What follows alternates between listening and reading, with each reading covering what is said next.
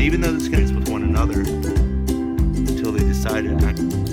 Hi, my name is Charles Malki, biologist and plant expert with Ivory Organics, where we grow cool plants. And in this educational lesson, we're going to be grafting our fourth flavor of olive onto this 3-in-1 olive tree that we've been working on together for the last couple of years. In this lesson, I'm going to present two challenges. One being we're going to take that Scion wood and insert it in the reverse position, and I'm going to successfully accomplish that. And we're going to add a second challenge, and this comes by Matt McGee, my friend in Washington, who shared a question with me where he's grafting his figs and he's got Scion wood that is thicker than the underlying rootstock. And we're going to successfully accomplish grafting where, again, the Scion wood is going to be thicker and larger in diameter than the underlying rootstock. And together, that's what we're going to accomplish. But before we begin, let me share this 3-in-1 olive tree with you, where we've got 3 flavors of olive all on one rootstock, one root that's supporting 3 flavors of olives. This first one over here, which is this section, is the Toscana, and we did that together. And then the one in the middle over here is the Hoji Blanca olive. And then off to the far my right, if you come around, this branch over here is the Manzanilla variety of olive. And if you come in a little bit closer where you can see the trunk of the tree, you can see that we've got these 3 branches representing the 3 rootstocks, but keep in mind that it's all one rootstock. If we come in a little closer, you can see what I mean here. We're dealing with one trunk that we pruned. When we pruned this primary rootstock at this junction, it created these additional branches, which we've selected for grafting the 3 varieties. And some of you may remember this. Check out this large grafting wound when we grafted the Hoji Blanca olive just two and a half short years ago. And take a look at that wound and how well it has healed since we've then grafted it. Right here is the rootstock, and the rootstock is the basically the wood leading down to the underground part of the root system. So it's the root system plus the stems that come above the ground. The Scion wood is defined as the flavor of the variety that you're grafting on top. So here we've grafted the Hoji Blanca Scion wood. So the Scion controls the flavor on top of the rootstock. The rootstock offers the disease resistance, the drought tolerance, the also controlling the size. If you use a rootstock that's a dwarf, then you'll have a tree growing at a dwarf rate, semi-dwarf, a medium-sized tree, and a standard rootstock will generate a tree of standard proportions. What I want to share with you real quick is a quick lesson on what we did when we grafted it. So if you come around and follow me.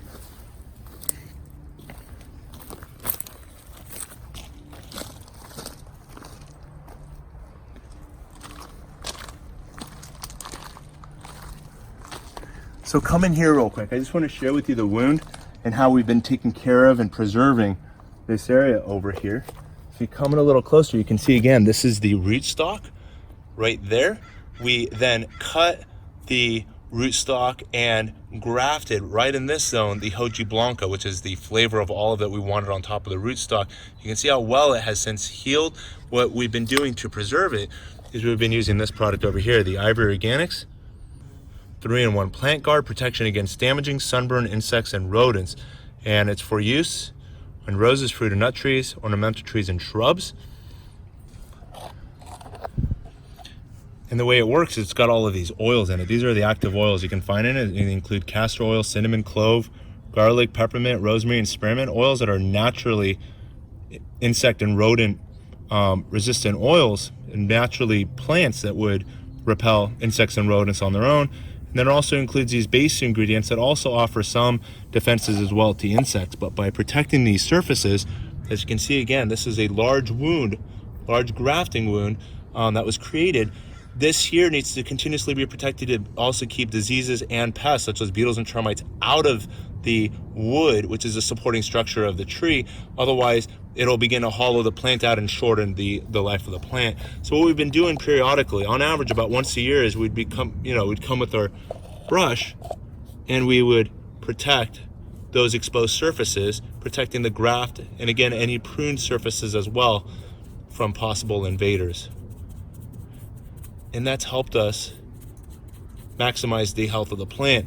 While the plant was more in the tree form and there was excessive amounts of light on the plant, we would also be protecting the entire tree trunk and underlying branches as well, like so. But as the plant is creating a canopy, protecting the entire trunk is becoming less and less important. As you can see, the product is still there from last year. This is a protected surface, and from this point up, unprotected. So let's go back together for just a few minutes to see how we accomplished this approach graft Hoji Blanca successfully about 2.5 years ago. Check this out. Right, and you can see why I actually selected this. My goal was to actually find an olive variety, and you can take a look at all of these. Of the olives, my favorite personally is of the greens. And this here is a green olive variety. Almost all olives, even if they're green, can actually mature into black olives, but this one here is actually specifically a wonderful table variety.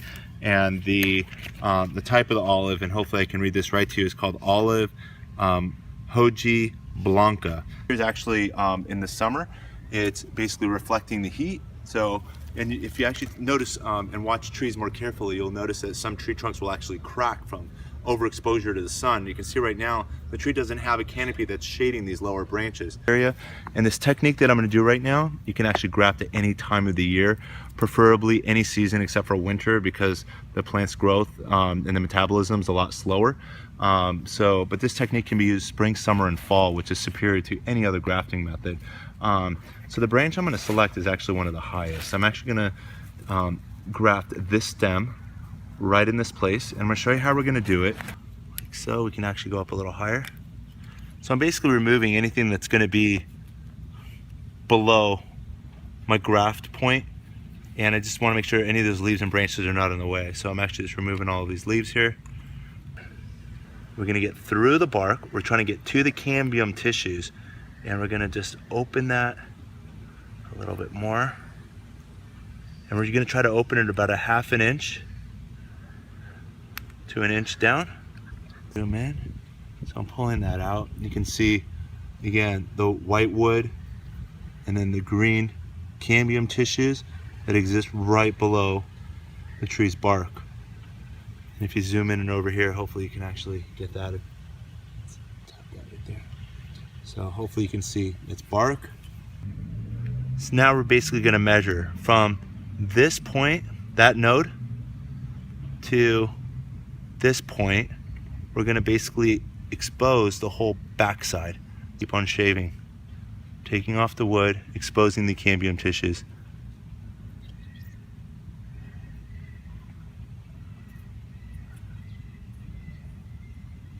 Let's go. And that's it. It's not, and then that's going to fit right in there within the tree. We're going to force that in right like so, and then just start wrapping it on as tight as you possibly can. Grafting technique, I have a high 90% success rate, and again, no matter what time of the year you can actually accomplish this. And it was a technique I actually perfected when I was like 13 or 14 years old, which is just taking a paper towel. I'll actually show you what I just did. I just put it in a cup of clean water, and what it does is, and this is another technique which a lot of farmers know, is you can actually sometimes get the plants to root simply by, it's a air layering method, but we're not going to get it to root. We're only doing this for a couple of weeks. It's just basically to keep the wound moist, and we're just going to wrap it with some Reynolds wrap. The idea here is we're trying to contain the moisture within. We've got days that are going in the 90. Now we're just tying that on, and we just wrap it again. So we'll take its place. So I'll show you what the final results are going to be. So I hope you enjoy. So today and together, we're going to convert this 3-in-1 olive tree into a 4-in-1 olive tree, adding now this mission variety of olive, which is one of California's oldest olive trees. And let me share with you the description as written by the Dave Wilson Nursery as to why the mission olive and what's so spectacular about it. For me, the thing that caught my eye is that it's both a table olive as well as an olive that can be used for oil pressing. Not only are olives very ornamental and attractive in the Mediterranean garden, but they also produce some delicious fruit if you get some great varieties within your garden. And the Mission olive is not one to overlook. And again, some of you may recognize some videos that we've done together with the Dave Wilson Nursery, specifically spokesperson Tom Spellman, which I hope to meet with again next month. And let me just share with you some details about the Dave Wilson Nursery, which is one of the largest distributors of bare root fruit trees in the country. Check this out. So we can read here together, the Mission olive was used for oil production in Spanish missions of Baja and Alta California in the late 1700s. The Mission olive is a large, erect tree used for table olives and oil production. This variety is tolerant of cold, salinity, and drought. The Mission tree is susceptible to peacock spot, vermiculum, wilt, and olive fly, but moderately resistant to olive knot. Though partially self-fruitful, Mission will set fuller crops when pollinized by other olives. So this is great news as well, as we've already got 3 varieties of olives. And I know some of you have written me in the past saying, well, what if I have 2 Eureka lemons? Can they cross-pollinize each other? And the answer is yes, but when you're looking for cross-pollination, you're looking for plants that are related, but not genetically identical, like not 2 Eureka lemons, not 2 Meyer lemons, not 2 Manzanillo olives, not 2, even with your pomegranates, not 2 wonderful varieties of pomegranates. The goal is to have, if you're gonna have more than 1 variety on your property, is to consider having another related, but not identical, to accomplish the strongest and the best fruit set that you can accomplish is with cross-pollination between related varieties, and again, not identical varieties. So the Mission olive will be capitalizing on the Manzanillo, the Hoji Blanca, and the Toscana varieties of olives, as they'll all be cross-pollinating, creating a better fruit set, a better hold. The seed will be healthier, creating larger, better quality fruit than would otherwise result in a self-fruitful type of fruit, even though self-fruitfulness is possible, cross-pollination between related varieties will result in better yields. We've already discussed this many times as it relates to avocados as well. Planting a type A and a type B avocados will increase fruit production by an average of anywhere from 5 on the low end to as much as 20%. So these are considerations when adding fruit trees within the garden. And now let's get on to the lesson. So let's get a piece of Scion wood.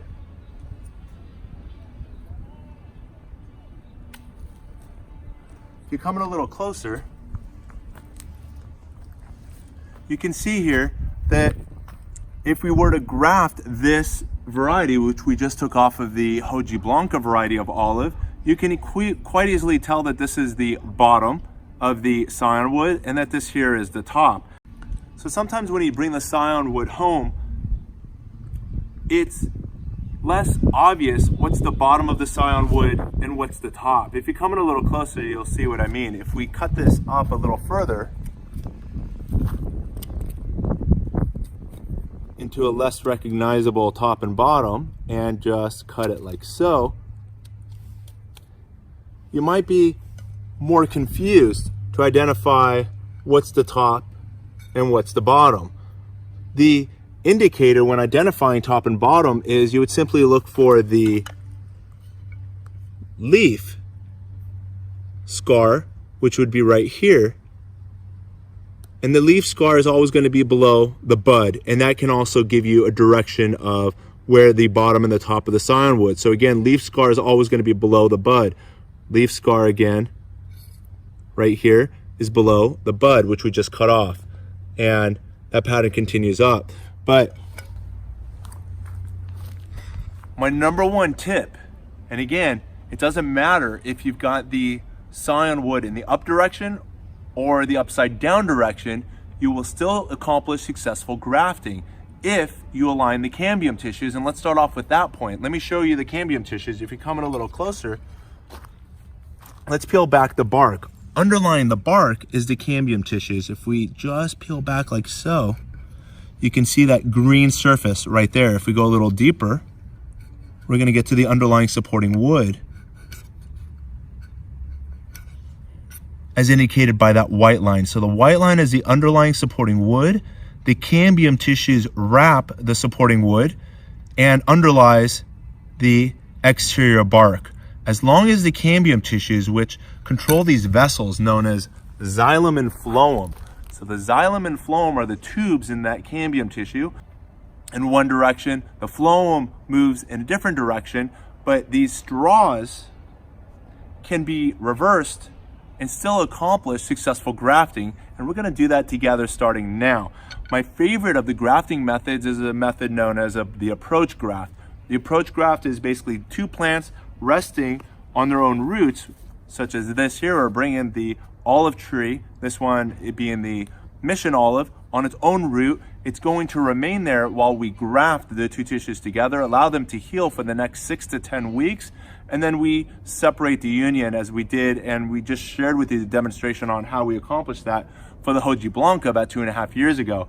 But this time we're going to apply two challenges. One being we're going to reverse the xylem and phloem movement of waters and sugars throughout the plant in the opposite direction and successfully graft them. And also we're going to add the additional challenge by Matt, where we are going to have a thicker Scion wood. And traditionally the Scion wood is always smaller, but here we're going to use a larger Scion wood on a smaller rootstock. It's basically going to create kind of a lopsided effect, but the plant will eventually balance itself out, and we're going to see that over the next year and 2 years. But I'll give you the update within hopefully the next 10 weeks, showing you the successful graft union between the two plants. So let's get started with that.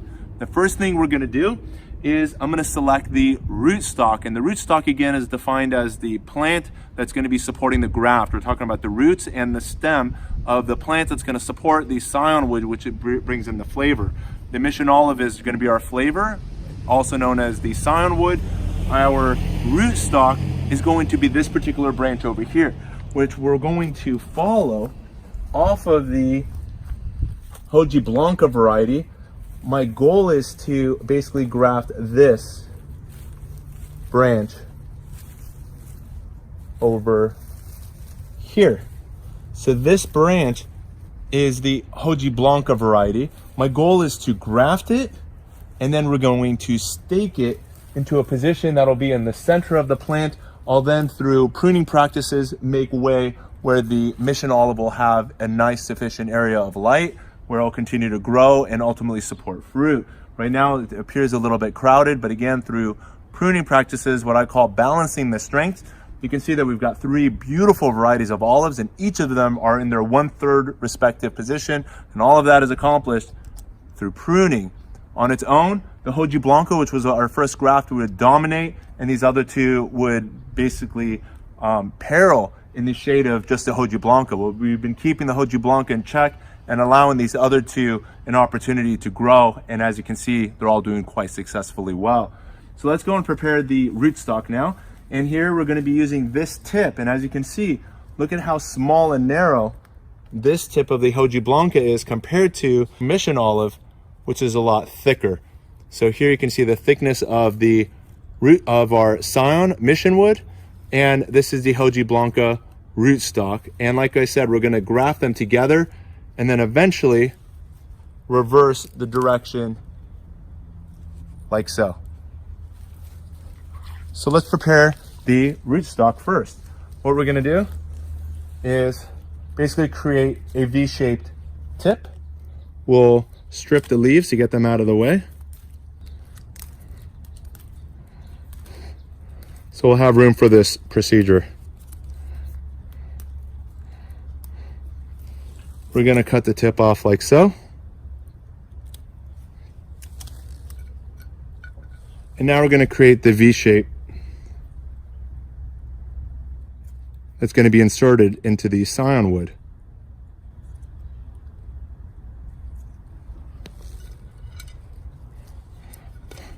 I'm going to use this plate to give me some leverage. And here we go.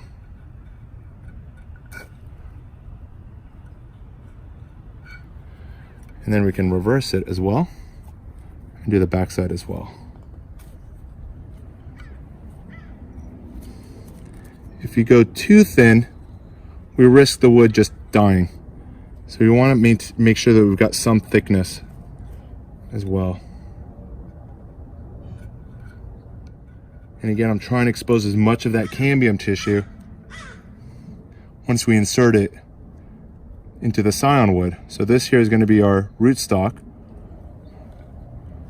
Flatten that out right here. And now we're going to insert that into the Scion wood. It looks backward, and it is backwards, but again, that's why we're doing this. This is our challenge, which we're going to have the update in about 10 weeks. So here we go. Let's prepare now the Scion wood. I'm basically coming down.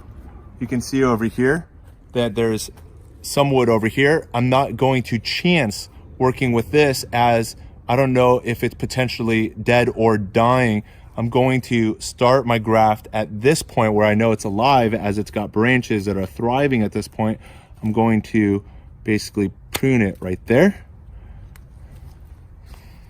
And again, you can see for demonstration purposes, we got the bark on the outside. You can see the green that's underlying the bark, which is the cambium layers. And then we've got that supporting wood structure, which is the white part of the tree. And what we're going to do now is we're going to simply go with our razor blade and carefully saw down the stem right down the middle. There it goes. And we're going to do it about the same length as the rootstock. So you can see we got about a couple of inches there. And now we're going to align the two like so. And you can see we got the, again, this is this Scion wood that I've got my finger on. Scion wood, and then rootstock right there. Kind of looks backwards because it is. This is our challenge. So it's reversed, and we've got a rootstock that is thinner than our thicker Scion wood. And you can see I'm only aligning one side of the stem. The other side is not aligned. I'm basically getting it on just one side of the tree, just like so, right there.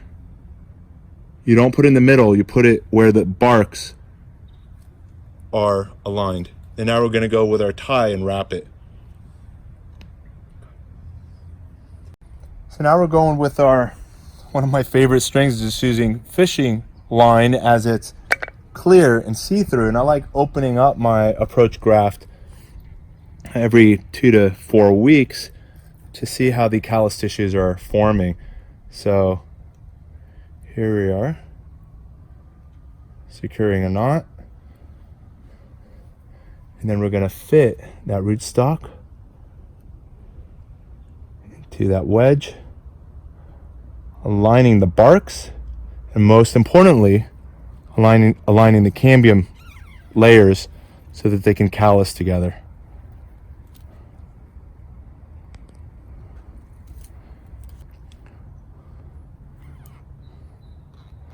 The goal also when doing this is to make sure that the cuts are fresh. And you kind of want to do this process as soon as possible once those cambium tissues are exposed so that they don't dry out. But as we tighten it, we're going to force all of those tubes, the xylems and phloems of the Scion and the underlying rootstock to merge. And in a matter of days, there'll be a connection between the two, and that'll continuously just get stronger until we have success within the next 6 to 10 weeks.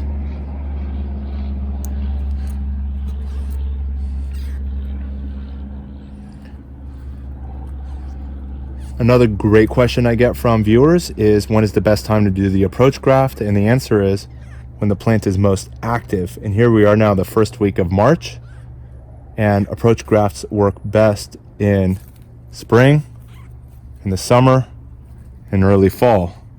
When the plant is most active, that xylem and phloem is moving those waters and sugars and nutrients throughout the plant it's a great time to do the approach graft. Most of the other approach grafting methods, such as the cleft graft and the crown graft, among others, are typically done in late winter, right at the end of the dormancy period, just weeks before those plants begin to bud and bloom. But you can see again, we've aligned those cambium tissues. There's a little bit of a gap right in this zone, so I'm going to come with some more string and continue adding some pressure to tighten all of those exposed areas. So let me continue wrapping this up.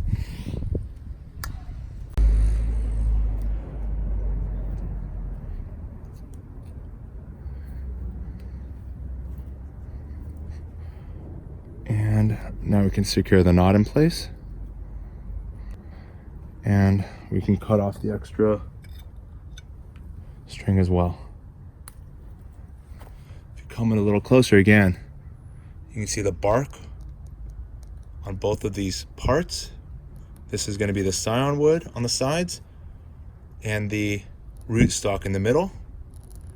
And if you can come up above, I'm hoping you can see where we cut on the very top of the Scion wood right here. So as you can see, the Scion wood is larger, per Matt's request, larger than the rootstock, and we did not align the cambium tissues on the back side. It's going to be a little tricky getting the camera around. So as you can see now from the back side, there is no wood on the back side of this Scion wood. So it's rootstock on only one side of the Scion wood, whereas typically it would be just the reverse. You would have the rootstock that's larger, and the Scion wood would only partially come in contact on one side of the rootstock. But here again, we're doing a rootstock per Matt's request that's smaller than the Scion wood. And now what we're going to do, as typically the number one reason that grafts fail is because they dry out. And again, most professional grafters will use parafilm to basically, with plastic, retain the moisture. But what we're going to do is go one level further and wrap it with a damp paper towel. So that's what we're going to do now. You can get it. So what we're going to do is simply take a napkin. We're going to add some water to it. And we're just going to wrap the grafted wound like so. Make that a little bit wider. And here we go.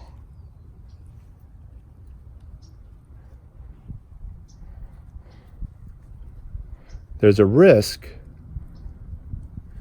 that there might be some mold and mildew as a result of this.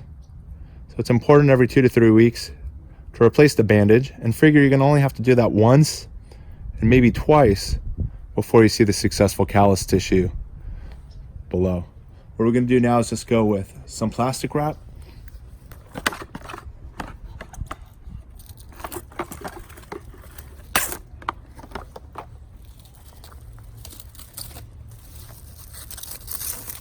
And again, we'll wrap that area like so. It's not so important that it's 100% air and water tight. We're just trying to retain some of that moisture. And now we can secure that wrap in place with a little more string.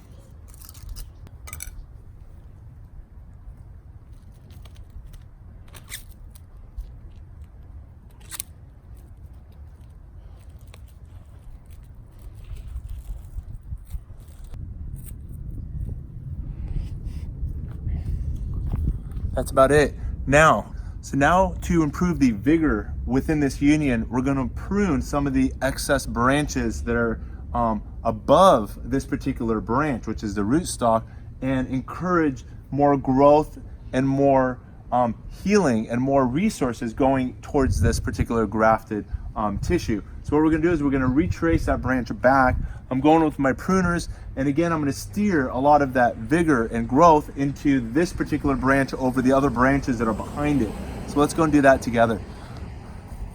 If you can see here what I'm talking about, if you follow, what we're going to do is, and eventually when this is the rootstock, we're not going to have any of these side branches coming off of it. So I'm simply going to remove these side branches to encourage all of the plant's resources to go in towards the graft. And we're going to continue this all the way down. And this is our way to tell the plant, hey, take care of this and allow this to happen, more so than creating more of its own branches. We want it to care for what we want to do here is basically attach some mission variety olives into this 3-in-1, making it a 4-in-1, with the goal of making this 3-in-1 olive tree a 4-in-1. So we're going to continue basically tracing all of these side branches out. If for whatever reason you don't have confidence in your graft, you may want to leave some of these side branches as potential additional wood for grafting your attempts number 2 or sometimes 3 in order to accomplish what your grafting objective is. So here we are, we just cleaned up the rootstock. As you can see, you can trace it now. This entire branch going back and down. I've left a couple of these smaller branches. Again, this is my insurance policy in case I want to do some grafting on there in the event that this fails. But again, the success rate of doing the approach graft is in the very high 90s, as you've got this Mission Olive Scion wood on its own rootstock, and then you've got the Hoji Blanca, which is grafted onto a Manzanillo rootstock. So that was that graft that we did back there 2.5 years ago. And this graft, once we're done, will be somewhere up in this zone of the tree. So it's going to be a little higher than where the typical graft is, which is generally just a few inches off the ground. And take a look behind me. This particular branch of the olive is beginning to flower. If you come in a little closer, it might not be too evident, but I want to share with you what's going to become the flower buds over here. If we come in a little closer, right in there, all of these will become the flowers and ultimately support the fruit. What we're going to do now is just make sure that the olive, here we are now the first week of March, has all of the macronutrients, which are all of the elements the plants need in abundance. And plants and trees need 6 macronutrients. And what we're going to do now is feed and fertilize the plant with this product 6 macros plus. This 4-pound bag makes up to 120 gallons of liquid fertilizer, 1 tablespoon per gallon of water.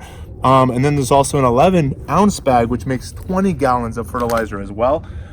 There's the super blend and then the premium blend. The premium blend simply has a smaller NPK of 244 compared to the super blend, which has a much higher, one of the highest you'll find in the organic fertilizers, of 13, 12, 13. And what we're going to do now is we're simply going to take the product like so. I've got my tablespoon measurement, and what we're going to do is add it to a gallon of water and stir it like so.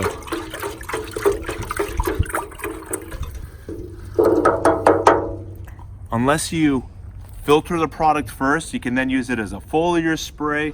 But I'm going to remove this end just to keep the product from clogging it. And we're going to then simply use it to water.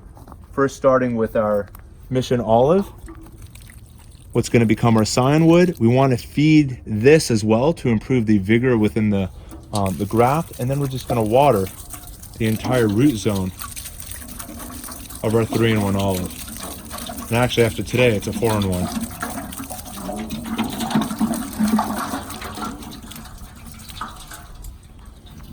And we're done. The plant now has all of the macronutrients, which, let's repeat together, include not just NPK, which is what 90+% of the nurseries and even the employees, all they simply are focused on is NPK. But when you research plant macronutrients and nutrition, plants also need magnesium, sulfur, and calcium in abundance.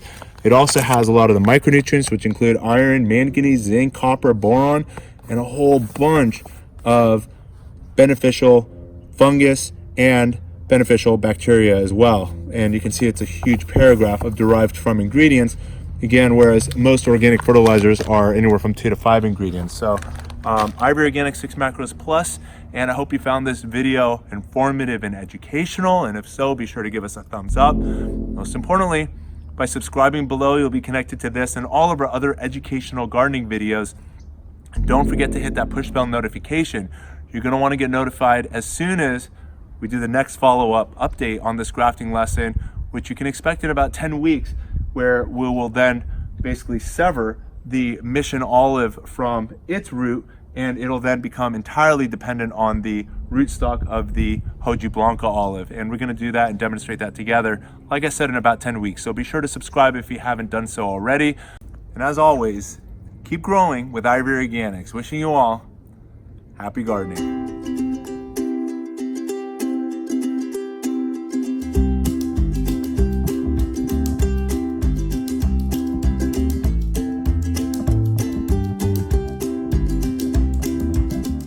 So I hope you enjoyed this educational moment brought to you by Ivory Organics, and if so, be sure to give us a thumbs up, and most importantly, don't forget to hit that subscribe button. And as always, just want to remind you to keep on growing with Ivory Organics. Wishing you all happy gardening.